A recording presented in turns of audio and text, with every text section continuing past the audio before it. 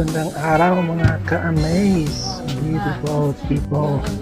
Ngayon samahan niyo ako sa biyahe natin mula Czech Republic papuntang Berlin, Germany. Tara, simulan na natin.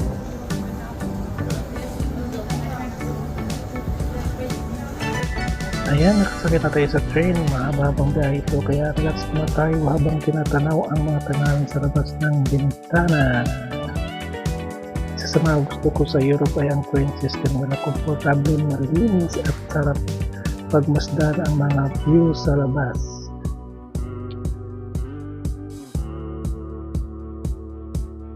Unti-unti na tayong papasok sa Germany. Isipin na lang oras lang ang biyahe, katawid na tayo agad sa ibang bansa.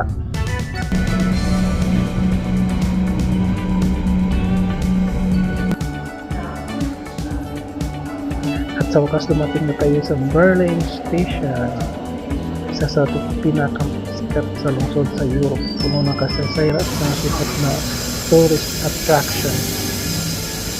Excited na akong libutin ang Berlin at ipakita sa inyo ang mga magandang lugar dito, kaya samahan niyo ako sa ating adventure.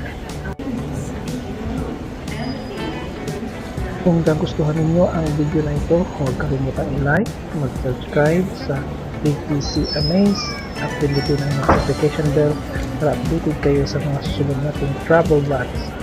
Tara, explore pa tayo.